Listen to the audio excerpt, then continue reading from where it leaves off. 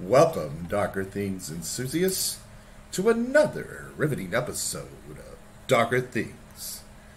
We're going to dive into an episode today that's going to check out the sinister shadows of the human experience. I'm your host, Doug Duncan, and today we unravel the eerie story of Nicholas Godejohn in an episode we aptly title Nicholas Godejohn, Puppet to Prison.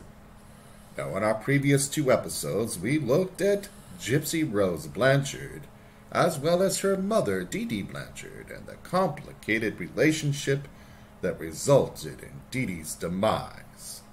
Today, we're going to navigate through the dark corridors of this tale, and we'll explore how societal misconceptions, the damning words of Gypsy Rose Blanchard, and the unforgiving grasp of the legal system weave together to transform Godejohn from an unwitting puppet into a prisoner. Join me as we confront the chilling narrative that ensnares Nicholas Godejohn, exposing the unsettling journey from puppetry to a cold prison cell. Langdon Matthews brings us Puppet to Prison.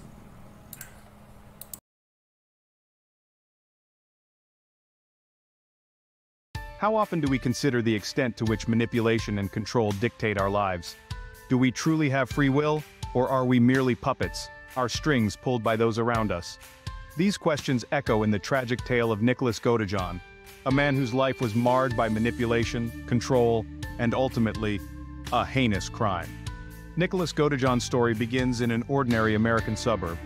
Born into a loving family, his childhood was far from idyllic. Struggling with learning disabilities and alleged autism, Nicholas found himself often misunderstood and isolated from his peers. With an insatiable desire for acceptance, he became increasingly susceptible to manipulation, his strings eagerly tugged by those who could exploit his vulnerability. Adolescence only magnified Nicholas's struggles. As he grappled with his burgeoning identity, his mental health issues grew more pronounced. His puppet strings were pulled tighter, his actions increasingly dictated by external forces rather than his own free will. Enter Gypsy Rose, a young woman ensnared by her own web of manipulation and control. As their lives intertwined, Gypsy assumed the role of puppet master, orchestrating a deadly plot that would forever alter their fates. Dee Blanchard, Gypsy's mother and the architect of her own daughter's torment, became the victim of their desperate bid for freedom. Nicholas Godejohn, a puppet in the hands of Gypsy Rose, carried out the act that would seal his destiny. He was convicted for the murder of Dee Blanchard and is now serving a life sentence. The strings of his life are now the shackles of prison, his pleas for consideration of his special circumstances falling on deaf ears. Meanwhile, Gypsy Rose walks free, her prison term ended. She has emerged into a life tinged with fame, her story capturing the public's fascination.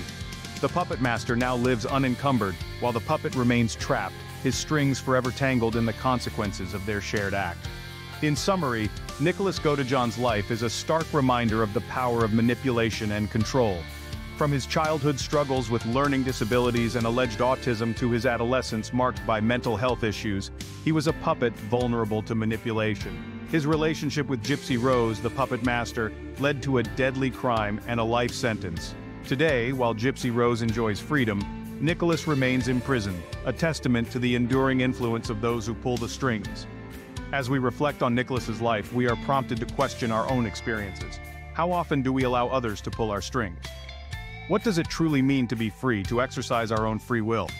And perhaps most importantly, how can we ensure we are not mere puppets in the hands of others, but the masters of our own destiny?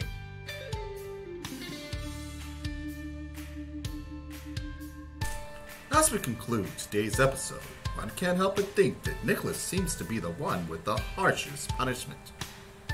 He also seems to be the one with the least independent thought. Which brings one to pause. How much of what we say and do is shaped by modern-day puppet masters? Do the shows we watch and the music we listen to have any impact on our worldview or our behavior? And when doling out punishment to those who seem to have mental deficiencies, should we have more compassion? While punishing violent crime and murders committed by those who seem to be mentally deficient is a necessity, should we also as a society take measures to help rehabilitate the individual? or treat the underlying causes in order to prevent the violent acts from ever happening again. Thank you for watching Darker Things. If you found today's production intriguing, if you haven't already done so, I invite you to hit the subscription button and subscribe. Click the notification bell so you don't miss any more of our journeys into the dark. Let us know your thoughts on today's episode or this situation in the comments below. We really want to hear from you. Until next time, I'm your host, Doug Duncan, with a reminder that once you enter the dark, you may never be the same.